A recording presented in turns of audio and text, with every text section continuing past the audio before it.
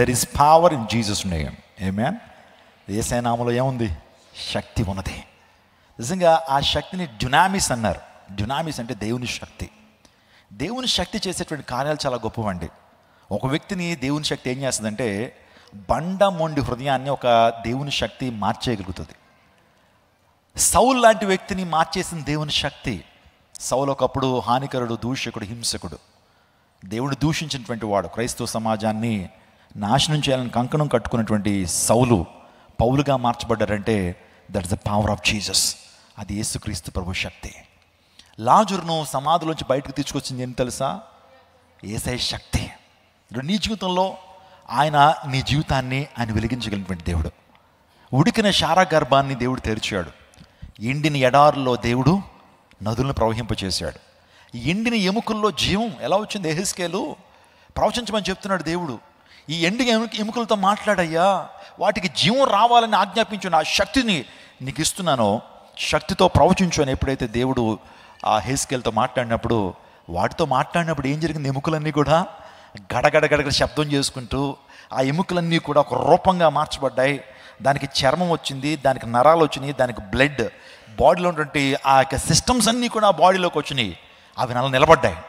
నిలబడిన తర్వాత ఇప్పుడు అన్నాడు, వాటికి జీవంతో అవి కదలాలి, ఒక గొప్ప సైన్యంగా అవి మారాలి. అలా ప్రవచించినప్పుడు శక్తితో నింపబడినటువంటి యెహెజ్కేలు ఎప్పుడైతే శక్తితో ఒక మాటను రిలీజ్ చేసినప్పుడు అవన్నీ కూడా గొప్ప సైన్యంగా మార్చబడి దేవుని సైన్యంగా మార్చబడ్డాయి. గట్టిగా చప్పలు కొడుతూ దేవుని నామముపరచండి. That's the power of God, that's the dunamis, that's the dunamis. అది దేవుని యొక్క శక్తి. ఈరోజున మనం ఆ శక్తిని పొందుకోవాలండి. దేవుని శక్తిని పొందుకుంటే దేవుని కొరకు నువ్వు పోరాడతావు. దేవుని శక్తిని పొందుకుంటే దేవుని కొరకు పరిశుద్ధంగా జీవిస్తావు. దేవుని శక్తిని పరిపూర్ణంగా నువ్వు పొందుకుంటే అనేక మందిని ప్రభు కోసం గెలుచుకుంటావు, అనేక మందిని ఇన్స్పైర్ చేస్తావు. నీ జీవితం ఒక ఇన్స్పిరేషనల్గా మారిపోద్ది. నీ నుంచి అనేక మంది ఆ యొక్క ప్రభావాన్ని పొందుకుంటారు. నీ మాటలు, నీ సాక్ష్యం, నీ విశ్వాసము, నీ పాటలు, నీ ఆరాధన మనుషులను ప్రభావితం చేస్తుంది. తద్వారా దేవునికి ఒక శక్తివంతమైనటువంటి విశ్వాసిగా, శక్తివంతమైన క్రైస్తవ జీవితాన్ని జీవించడానికి దేవుడు కృప చూపబోతున్నాడు. ఎంతకాలం బలహీనలుగా ఉంటారో, ఎంతకాలం శక్తి లేకుండా జీవిస్తారు, ఎంతకాలం దేవుని శక్తిని ఆశ్రయించకుండా ఏదో పవర్లెస్గా బతికేస్తారు. ఈరోజు పవర్ఫుల్ క్రిస్టియన్స్గా మనం మారాలి. ఆమేన్. ఈరోజు శక్తివంతమైన క్రైస్తవులుగా మనం మారాలి. దేవుడు మెచ్చేటువంటి క్రైస్తవ జీవితాన్ని మనం జీవించాలి. మీరు లోకానికి వెలుగై ఉన్నారన్నారు. ప్రభు ఎంత గొప్ప ప్రివిలేజ్ ఇచ్చాడండి. నేను ఈ లోకానికి వెలుగును అన్నటువంటి యేసు ప్రభు అక్కడితో ఆగిపోలేదు. You are the light of this world. మీరు లోకానికి ఏంటి? వెలుగు. దేవుడు మనకి ఇచ్చిన గొప్ప ఆధిక్యత చెప్పమంటారా? What God has given us, what is the privilege that we have been getting from almighty God Jesus. యేసయ్య నుంచి మనం పొందుకున్న ప్రివిలేజెస్ ఏంటో తెలుసా? First one is authority. God has given us great authority to be called his sons and daughters of God. దేవుని యొక్క పిల్లలుగా పిలువబడిన గొప్ప అధికారాన్ని ప్రభు మనకి ఇచ్చారు. ఏ ఒక్కరికి ఇవ్వలేదండి ఈ అధికారము. దేవుడు మనల్ని పిలుస్తున్నాడు రాజులైన యాజక సమూహము. అందరి మాటలు చెప్పండి. రాయల్ ప్రైస్ట్హుడ్ అని చెప్పండి. ఇంగ్లీష్లో ఈ మాట నేర్చుకోండి. ఎవరన్నా మీరు ఏముంట్లు అని అంటే వీఆర్ రాయల్ ప్రైస్ట్హుడ్ అనండి. ఎవరన్నా మీ దగ్గరికి వచ్చి ఏంటండి మీరు ఏముంట్లండి అని అంటే మేము రాజులమండి అని చెప్పండి. Praise God, praise God. మీరు ఎలా రాజులు అవుతారంటారా? మా ప్రభు రాజులకు రాజు, ప్రభులకు ప్రభుడు కాబట్టి ఆయన విశ్వసించిన మేము ఆయన బిడ్డలుగా మేము కూడా ఈ లోకంలో రాజులమే. గట్టిగా చప్పలు కొడుతూ దేవుని నామమును పరచండి. You are the king, you are the queen. That's the privilege that God has given us. రెండోదిగా దేవుడు మనకి ఈ అర్హత ఇచ్చాడు తెలుసండి. దేవుడు మనకి ఇచ్చినటువంటి ఆ గొప్ప ప్రివిలేజ్ ఏంటంటే దేవుడు మనకు ఏమిచ్చాడంటే వెలుగు సంబంధులుగా మనల్ని చేశాడు. ఏం చేశాడు? వెలుగు సంబంధులుగా మనం చేశాడు. చీకటి నుంచి ఆశ్చర్యకరమైన వెలుగులోకి మనల్ని ఏం చేశాడు? నడిపించి ఆయన గుణాతిశయములను ప్రచురం చేసేటువంటి సమూహంగా దేవుడు మనల్ని చేశాడు. We should proclaim God's praises, we should proclaim God greatness to this world. ఈ ప్రపంచాన్ని ప్రభావితం చేసేటువంటి ఒక ఉప్పు వలె ఈ ప్రపంచాన్ని, ఆ తర్వాత ఈ ప్రజల్ని నాశనం అవ్వకుండా, వారు చెడిపోకుండా, వారు దుర్దశకు వెళ్లకుండా, వారు నిత్య నరకాగ్ని గుండానికి వెళ్లకుండా వారిని అడ్డుకుని వారిని పరలోక రాజ్యం వైపు నడిపించేటువంటి స్టార్స్ మనం. స్తోత్రం చెప్పండి. మనం ఎవరు? We are stars. దానియేలు గ్రంథంలో ఎవరు నిజమైన స్టార్స్ దేవుని వాక్యాలు చెప్తున్నాయి, మీకు క్లారిటీ వచ్చేయాలి. బుద్ధిమంతులైతే ఆకాశ మండలంలోని జ్యోతులను పోలిన వారే ప్రకాశించెదరు. బుద్ధిమంతులైతే ఆకాశములోనిటువంటి జ్యోతులను పోలే ప్రకాశించెదరు. నీతి మార్గమును అనుసరించి నడుచుకున్నట్లు ఎవరు అనేకులను త్రిప్పుదురో, నీతి మార్గం వైపు నడుచుకున్నట్లు అనేకులు ఎవరినైతే త్రిప్పుతారో వాళ్ళు నక్షత్రము వలె నిరంతరము ప్రకాశించెదరు. ఏమండి, ఎవరట స్టార్స్, ఎవరట హీరోలు? దేవుని లేఖనం చెప్తుంది, ఒక చెడిపోయిన వ్యక్తి, ఒక భయంకర పాప వ్యసనాలతో ఉన్నటువంటి వ్యక్తి, డ్రగ్స్ అనేటువంటి భయంకర వ్యసనాలతో ఉన్నటువంటి వ్యక్తి, ఆ వ్యక్తిని నీతి మార్గం వైపుగా నడిపించడానికి సువార్త చెప్పి మంచి మాటలు చెప్పి ఆ వ్యక్తిని సత్యం వైపుగా నడిపించేటువంటి వాడు ఆకాశమందు జ్యోతులను పోలిన వారుగా ఉంటారు. వారు రియల్ హీరోస్. వీళ్ళందరూ జీరోలే. తెర ముందే హీరోలు, తెర వెనకాల హీరోలు. తెర వెనకాల ఎవరు? వాళ్ళు జీరో. ఒప్పుకుంటారా? వాళ్ళ కోసం ఎందుకు బాబు చొక్కాలు చెప్పుకుంటావు నువ్వు? వాళ్ళ కోసం నీ యొక్క జీవితం అంతా పణంగా పెట్టి ఏమంటే వాళ్ళకి ఫ్లెక్స్లు అంటించడానికి, వారికి వ్యర్థమైనటువంటి వాటి కోసం మీ సమయాన్ని ఖర్చు పెట్టద్దండి. వ్యర్థమైన వాటి కోసం మీ ధనాన్ని ఖర్చు పెట్టద్దు. దేవుని కోసం ప్రయాసపడండి. ఖర్చు పెడితే దేవుని సేవ కోసం ఖర్చు పెట్టండి. మీరు ప్రయాస పెడితే దేవుని పరిచర్లో మీ యొక్క రక్తాన్ని, మీ చెమటని ఇవ్వండి, మీ బలాన్ని ప్రభు కోసం ఇవ్వండి. అవి నీకు ఘనతను తీసుకొస్తాయి. పరలోక రాజ్యంలో నీ ధనం అనేది అది ఏమవుతుంది? పరలోకపు ధనాగారంలో నీ ధనం ఏమవుతుంది? పెరుగుతూ ఉంది. కాబట్టి ఆ దేవుని కోసం ప్రయాసపడదాం, వ్యర్థమైన వాటి కోసం కాదు ప్రయాసపడటం. ఆలోచన చేయండి. ఇది ప్రతి వ్యక్తి కూడా, ప్రతి యవనస్తుడు, ప్రతి విశ్వాసి కూడా you should be like an atom bomb. Atom bomb అంటారు ఏంటండి? సో యాటమ్ బాంబ్ గురించి ఒక విషయం చెప్తారు. అమెరికన్స్ సెకండ్ వరల్డ్ వార్లో, రెండో ప్రపంచ యుద్ధంలో, ఇంకా హిట్లర్ చాలా భయంకరమైన రీతిలో రెచ్చిపోతున్నాడండి. వాడు రెచ్చిపోతా ఉన్నప్పుడు ఇంకా యుద్ధం ముగించబట్టలేదు. కయ్యానికి కాలు తిరుగుతూ ఉన్నారు, ప్రజలు చచ్చిపోతున్నారు, ఎవరు పట్టించుకోవట్లేదు.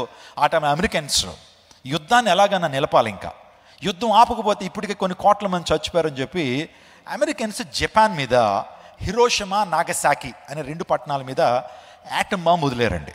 యాటమ్ బాంబ్ వేశారు. That was the first atom bomb which was used by Americans. ఆ యాటమ్ బాంబ్ ఎప్పుడైతే వదిలేరో, ఎప్పుడైతే హిరోషిమా, నాగసాకి పట్టణాలు ఏమైనాయి అంటే, రెండు పట్టణాలు బూడిదైపోయినాయండి.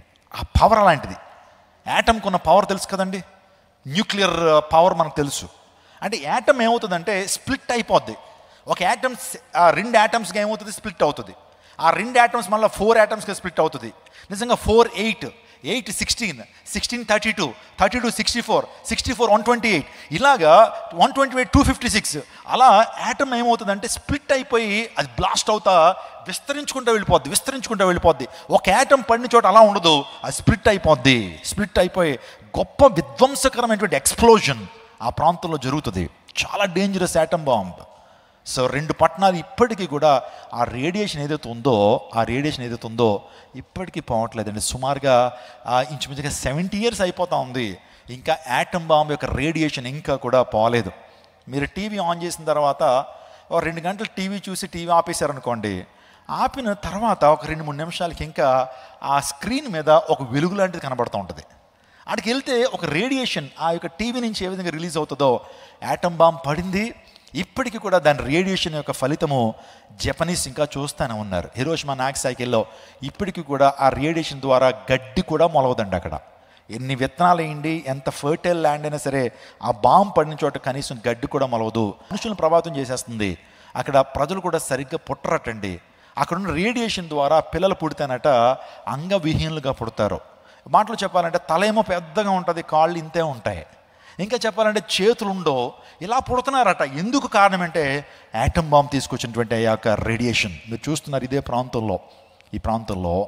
నేను ఎందుకు ఈ మాట చెప్పానంటే, నీవు కూడా ఒక యాటమ్ బాంబులో ఉండాలి. చెడు కోసం కాదు, నువ్వు కూడా స్ప్లిట్ అవ్వాలా. నువ్వున్న చోటన దేవుని స్వాత ప్రకటించాలి, అనేక మందిని ప్రభావితం చేయాలి. నువ్వు ఈ ప్రాంతంలో ఉండొచ్చు, రేపు వేరే ప్రాంతంలో ఉండొచ్చు. నువ్వు ప్రపంచాన్ని, సమాజాన్ని ప్రభావితం చేయాలి. నీ మాటలు, నీ చేతలు, నీ ప్రవర్తన, విశ్వాసంలోనూ పరిశుద్ధతలోనూ నువ్వు ఎలా ఉండాలి? సంఘంలో మాదిరికరంగా. అపోస్తలుడైన పౌలు తిమోతికి ఏం చెప్పాడు? తిమోతి, నీ మాటలోను ఒకసారి ఏ విషయాల్లో మనము మాదిరికరంగా ఉండాలి? ఒక స్క్రీన్ వైపులు చూడండి ఒకసారి. బట్టి ఎవడు నిన్ను తృణీకరింపనీయొద్దు గాని మాటలోను ప్రవర్తనలోను ప్రేమలోను విశ్వాసములోను పవిత్రతలోను విశ్వాసులకు ఎన్ని విషయాలు చెప్పాడు ఇక్కడ? ఏమండి 5 విషయాలు. ఒకటి చెప్పండి అందరూ, మాటలోను. ఆ తర్వాత రెండోది ఏంటి? ప్రవర్తన, నీ బిహేవియర్లోను. మూడోది ఏంటి? ప్రేమలోను విశ్వాసములోను పవిత్రతలోను మాదిరికరంగా ఉండయ్యా. ఇది ఒక యాటమ్ బాంబుగా జీవించడం అర్థం ఏంటంటే యూ షుడ్ ఇన్స్పైర్ పీపుల్. ఎప్పుడు క్రైస్తవ జీవితాలు ఎలా ఉండిపోద్దండి, కలిసిపోద్దు లోకంతో. ప్రత్యేకించుకోండి. నువ్వేమో ఎంత ప్రత్యేకించుకోవాలని దేవుడు కోరుతున్నాడో అంత లోకంతో పులిమేసుకుని జీవిస్తున్నావు, అంత లోకంతో కలిసిపోయి జీవిస్తున్నావు. ఇలా ఉండకపోతే మా వ్యాపారాలు సాగవని అంటున్నావు. అందుకే దేవుని దీవెనలు పొందుకోలేకపోతున్నావు. When you are not separated from this world you will not have a value in the sight of God.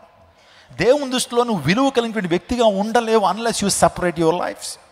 నీ జీవితాన్ని ప్రత్యేకించుకోవాలి, లోకం నుంచి ప్రత్యేకించుకోవాలి, లోక ఆచారం నుంచి ప్రత్యేకించుకోవాలి. వారు మా బంధువులండి, మా స్నేహితులండి అని చెప్పి లోకపరమైనటువంటివి, ఇంకా చెప్పాలి వరల్డ్లీ ఫిలాసఫీస్ని కాదు మనం వెంబడించాల్సింది, అన్య ఆచారాలను కాదు మనం అభ్యసించాల్సింది. లేకపోతే సాతాను అనేక మంది యొక్క మనోనేతలను గుడ్డితనం కలుగు చేశాడు కాబట్టి వారందరూ విపరీతమైన ధోరణిలో ప్రవర్తిస్తున్నప్పుడు వారిని కాదు మనం ఫాలో అవటం. We should follow Jesus and we should be separated from this world. మరొకసారి చెప్తున్నాను, ఉదయకాలం సమయం చెప్పాను. ఏమండి, ఈ ప్రపంచంలో మన తెలుగు రాష్ట్రాల్లో ఒక చేప చాలా ప్రాచుర్యం పొందినటువంటి చేప. సో ఆ చేపను తినాలని చాలామంది ఆశపడుతుంటారు. భోజన ప్రియులందరూ కూడా జీవితంలో ఒక్కసారన్నా ఆ చేప కూర తినాలని ఆశపడతారు. ఆ చేపే పులస చేప.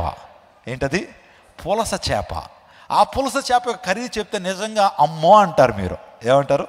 ఆ పులస చేప ఖరీదు చెప్తే అందరూ అమ్మో ఇంత ఖరీదా అని అంటారు. ఆ పులస చేప యొక్క ఖరీదు మీరు ఒక్కసారి చూడండి, ఒకసారి స్క్రీన్ వైపు. ఎంతమ్మా దాని ఖరీదు? ఎంత? ఏంటి? 25,000 రూపాయలు. అంటే ఓ మధ్యతరగతి కుటుంబం యొక్క 2 నెలల జీతం 25,000 రూపాయలు. 1 కేజీ చేప ఎందుకు అంత విలువ పొందుకుందనంటే ఆ చేప సముద్రం నుంచి ప్రత్యేకించుకుంది. ఆ సముద్రంలో ఉన్నటువంటి ఉప్పు నీళ్ళ నుంచి ప్రత్యేకించుకుని మంచి జలాల్లోకి రావాలి. ఈరోజు నా లోకం అనేటువంటి చెడిపోయింది కదా. లోకము దాని ఆశలు గతించిపోతాయి. లోకంలో శరీరాశ, నేత్రాశ, జీవడంబం, ఈ మూడింటి నుంచి నువ్వు ప్రత్యేకించుకుని దేవుని యొక్క సహవాసంలోకి రావాలి, దైవ సంబంధమైన సహవాసంలోకి రావాలి, దేవుని మందిరంలోకి రావాలి, లోకం నుంచి ప్రత్యేకించుకుని రావాలి. అప్పుడు నీ విలువ ఎంత అవుతుంది చెప్పండి? వాస్తవానికి ఒకే చేప, దాని పేరు ఎలస, సముద్రంలో ఉన్నప్పుడు దాన్ని ఎలస అంటారు. దాని ఖరీదు 25 రూపాయలు. కానీ అది పులసగా మార్చబడినప్పుడు, అది ప్రత్యేకించుకుని లోకం నుంచి ప్రత్యేకించుకున్నప్పుడు అది పులసగా మార్చబడింది. దాని విలువ 25,000 రూపాయలు. లోకంలో నీ విలువ 25 రూపాయలు. లోకంలో నీ విలువ ఎంత? దేవుని దృష్టిలో నీ విలువ 25. కానీ ప్రభుని ఎప్పుడైతే ఆశ్రయించి లోకం నుంచి ప్రత్యేకించుకుని సంఘంలో ఎప్పుడైతే చేర్చబడతావో నీ విలువ 25,000 రూపాయలు కాదు, 25,000 కోట్ల కంటే అధికం. గట్టిగా చప్పలు కొడుతూ దేవుని నామముపరచండి. Praise God. ఇంకొక రెండో అనుభవం చెప్తున్నాను. ఆ చేపకి ఎందుకు అంత గొప్ప విలువ వచ్చిందంటే అది ఎదురీత ఈదింది. ఏ ఈత ఈదింది? ఎదురీత. గోదావరి జలాలు వస్తున్నాయి, చాలా ఉధృతంగా వరదని ఇలా వస్తున్నాయి. ప్రతి చేప కూడా కమిట్ అయిపోయి ఏమనుకున్నాయి, బాబా ఈ ఈతలే ఉంది దీన్ని అని చెప్పి వెనక్కు జరిగిపోయినాయి. కానీ ఈ చేప ఏదైతే ఉందో ఎదురీదాలా, లోకానికి ఎదురీదాలా, లోకపరమైన ఆచారాలకు ఎదురీదాలా. లోకంలో కలిసిపోకూడదు, అందరితో వాలెటుంటే అటు వెళ్ళిపోవటం కాదు క్రైస్తవ జీవితం. ఏమండి, ఆ స్లోప్ ఎటుంటే అటువైపు వెళ్ళిపోవడం కాదు, నలుగురితో నతానీయులు కాదు, కులంతో కొర్నేలస్ కాదు. సో ఎదురీదాలా. నా కుటుంబం ఎదురీదిందండి, కులానికి ఎదురీదింది. దేవుడు విడిచిపెట్టాడు మా కుటుంబాన్ని. కులస్తులందరూ కూడా అలా మధ్యలో పెట్టి నా తల్లిని, నా అమ్మమ్మల్ని, ఆ కుటుంబాన్ని, ఎవరైతే ప్రభుని నమ్ముకున్నారో మీ ఇంటికి మేము రాము, మీరు కుల భ్రష్టత్వాన్ని తీసుకొచ్చారు, ఎంత పాడు పని చేశారు, ఏం తక్కువైంది మన కులంలో, ఏం తక్కువైంది మన దేవుళ్ళకి అని చెప్పి ఎంతో అవమానించి మీ కుటుంబం మేము చూస్తుండగానే నాశనం అయిపోతారు మీరు అని శపించారు. అందరూ కూడా ప్రత్యేకించుకున్న మా కుటుంబాన్ని దేవుడు విడిచిపెట్టాడండి. చెప్పండి ఒకసారి, మా కుటుంబం గురించి అందరికీ తెలుసు కదా, వీఆర్ వెరీ ఓపెన్ కదా, మా కుటుంబం గురించి ఏది దాచం. దేవుడు ఏమన్నా విడిచిపెట్టాడా మా కుటుంబాన్ని? మా తల్లిదండ్రులు విడిచిపెట్టాడా? మమ్మల్ని విడిచిపెట్టాడా? ఈరోజున లక్షలాది మందికి దీవెనకరంగా మా కుటుంబాన్ని చేయలేదా? నిలబడు దేవుని కొరకు, ప్రత్యేకంగా జీవించు. ప్రత్యేకంగా జీవించినప్పుడు మొదట్లో కష్టం ఎదురవుతుంది, మొదట్లో ఇబ్బంది ఎదురవుతుంది. ఆ పులస చేప కూడా ఎదురెత్తడం అంటే చిన్న విషయం అండి. శక్తి అంతా కూడుగొట్టుకుని ఆ నీటికి ఎదురెదాలంటే ఎంత శక్తి కావాలి, ఎంత ఓపిక కావాలి, ఎంత ప్రయాసపడాలి. ప్రయాసపడు, దేవుని కోసం ప్రయాసపడు. రా దేవుని సన్నిధికి రా, దేవుని నమ్మకంగా ఆరాధించు, నమ్మకంగా సేవించు. దైవజనుడి దగ్గర నమ్మకత్వాన్ని కోరగొను. దేవుడిని దీవిస్తాడు, నీ బిడ్డను దీవిస్తాడు, నీ యొక్క చేతి పని దీవిస్తాడు, నీ యొక్క సంపాదన దేవుడు ఇస్తాడు. నిశ్చయంగా నువ్వు దీవించబడతావు, నువ్వు ధన్యుడివి, ధన్యురాలివి, నీకు మేలు కలుగుతుంది. ప్రత్యేకంగా జీవించాలండి. మనం పిలువబడిందే ప్రత్యేకమైన జీవితాన్ని జీవించడానికి. కాబట్టి మనం ఇన్స్పైర్ చేయాలి. ఏం చేయాలా? ఇంకా ఇన్స్పైర్ అవుతూనే ఉంటాం కాదు. ఎప్పుడు ఇన్స్పైర్ చేస్తావు? ఈరోజు వాక్యం చాలా బాగుందండి, చాలా ఇన్స్పైర్ అయిపోయిన అంటావు. When you will inspire people? ఎప్పుడు ఇన్స్పైర్ చేస్తావు? నీ యొక్క కాలనీలో ఉన్నటువంటి వ్యక్తుల్ని నీ యొక్క ప్రవర్తన ద్వారా, నీ సాక్ష్యం ద్వారా. When you will inspire people through your testimony, when you will inspire people through your behaviour. ఎప్పుడు ఇన్స్పైర్ చేస్తావు? ఎప్పుడు ప్రభావితం చేస్తావు? ఎప్పుడు నీ యొక్క సత్క్రియల ద్వారా దేవుని వెలుగును ప్రపంచానికి చూపిస్తావు? ఎప్పుడు దినాలు గడిచిపోతూ ఉన్నాయి, ఆ మాసాలు గడిచిపోతూ ఉన్నాయి, దశాబ్దాలు గడిచిపోతూ ఉన్నాయి. ఎప్పుడు నువ్వు ఇన్స్పైరింగ్గా మారుతావు? ఎప్పుడు ఒక యాటమ్ బాంబ్గా మారుతావు? నీ నుంచి అనేక మంది స్ప్లిట్ అవుతూ ఉండాలి, అనేక మంది రక్షించబడతా ఉండాలి, అనేక మంది ప్రభావవంతంగా చేయబడుతూ ఉండాలా. You should fill with the power of God. దేవుని శక్తిని అనుభవించాలా, దేవుని ప్రభావాన్ని, దేవుని శక్తిని కలిగి జీవించాలి. పరిశుద్ధాత్మ ఎప్పుడైతే వారి మీద దిగి వచ్చిందో, పెంతెకోస్తు దినమున నిజంగా సంఘం అత్యాసక్తితో ప్రార్థన చేస్తున్నారు. ఆ పెంతెకోస్తు పండుగ రాజున ఎప్పుడైతే ఆత్మతో నింపబడి వారు ప్రార్థన చేస్తున్నప్పుడు పరిశుద్ధాత్మ అగ్ని జ్వాలల వలె వారి మీదకి ఏం చేయబడి దిగి వచ్చాడు. మీరు చూస్తున్నారు, పెంతెకోస్తు దినమున అగ్ని జ్వాలల వలె దేవాది దేవుడు, పరిశుద్ధాత్మ దేవుడు వారి మీద రాలగా వారు అన్య భాషలతో మాట్లాడారట. నిజంగా వారి మీదకి దేవుని ఆత్మ కుమ్మరించబడినప్పుడు వారు ఎలా ఉన్నారు? బూదిగంతముల వరకు వారు సాక్షులుగా ఉన్నారు. You will be my witness until end of this world. ఈ లోకంకి మీరు ఎలా ఉంటారు? సాక్షులుగా ఉంటారు. You should be witness, you should be testimony for Jesus. యేసు కొరకు గొప్ప సాక్షులుగా మీరు ఉండగలుగుతారు. Praise God, hallelujah. కాబట్టి ఈరోజున క్రైస్ట్ టెంపుల్లో ఉన్నటువంటి ప్రతి వ్యక్తి కూడా, ప్రతి వాలంటీర్ కావచ్చు, ఆ తర్వాత ఎల్డర్స్ కావచ్చు, ప్రతి పరిచారకులు కావచ్చు, సండే స్కూల్ టీచర్స్ కావచ్చు, నాతో పాటు పనిచేస్తున్న వారందరూ కూడా, మ్యూజిషియన్స్, మీరందరూ కూడా శక్తితో నింపబడాలి. దేవుని శక్తి మీలో ఉండాలి. మీరు మాట్లాడుతుంటే శక్తి రిలీజ్ అవ్వాలి. మీరు మాట్లాడుతున్న ప్రభావితం చెందాలి. మిమ్మల్ని చూస్తున్నటువంటి వ్యక్తులు నిజంగా వీరు వలె జీవించాలి, వీరు వలె మాట్లాడాలి, వీరు వలె భక్తిని కనుపరచాలి, వీరు వలె పరిశుద్ధంగా జీవించాలని లోకము ఏం చేయాలి? మిమ్మల్ని చూసి అనుసరించాలి. అంతేగాని వీడా క్రైస్తవుడు, వీడండి విశ్వాసం అంటాడు, పైకి ఒక మాట అంటాడు, లోపల మరొకటి చేస్తాడు అనేటువంటి చెడ్డ సాక్ష్యం మీరు కలిగి ఉండటానికి లేదు. నిన్ను బట్టి నీ దేవునికి ఏనాడు కూడా చెడ్డ పేరు రావడానికి వీల్లేదు. అలాంటి క్రైస్తవ జీవితాలు ఉంటే ఏంటి, లేకపోతే ఏంటి? సీరియస్గా తీసుకోండి, భక్తిని సీరియస్గా తీసుకుందాం. మన ప్రవర్తన విషయంలో సీరియస్నెస్ కలిగి ఉందాం. దేవుని విషయంలో నువ్వు నీ జీవితం పట్ల, నీ ప్రవర్తన విషయంలో, నీ ఇంటి వారి ప్రవర్తన విషయంలో నువ్వు ఎలా బతుకుతావో మనకి తెలియదు. కానీ దేవుని విషయంలో సీరియస్నెస్ చాలా అవసరం. దేవుని విషయంలో సీరియస్నెస్ చాలా అవసరం. దేవుని యొక్క పరిచర్య విషయంలో చాలా సీరియస్నెస్ అవసరం. దేవుని స్తుతించే విషయంలో సీరియస్నెస్ అవసరం. దేవుని గణపరిచే విషయంలో సీరియస్నెస్ అవసరం. దేవునికి నువ్వు ఇచ్చే సమయం విషయంలో సీరియస్నెస్ అవసరం. ఏదో లైట్ అనుకోవద్దు. భక్తి సెకండరీ కాదు, it's a primary thing. So దేవుని ఆరాధించడం, దేవుని గణపరచడం, దేవుని రాజ్యాన్ని పొందుకోవడం, ఇట్స్ ఎ ప్రైమరీ థింగ్. ఎందుకంటే ఇట్ డిటర్మైన్స్ అవర్ ఎటర్నిటీ. మన నిత్యత్వాన్ని డిటర్మైన్ చేసేది మన భక్తి. కాబట్టి దేవుని విషయంలో ఏదో ఒక శక్తివంతులుగా మారదాం, శక్తివంతమైన క్రైస్తవ జీవితాన్ని జీవిద్దాం. వాళ్ళ మీద వీళ్ళ మీద కోపం పెట్టుకునే దేవుని మీద నీ కోపం, వాళ్ళ మీద వీళ్ళ మీద అలిగి దేవుని పరిచర్ని నువ్వు నిర్లక్ష్యం చేస్తున్నావా? దేవుని మీద కోపమా నీకు? ఆలోచించేయి, సీరియస్గా తీసుకుందాం. Praise God. దేవునికి స్తోత్రం కలుగును గాక.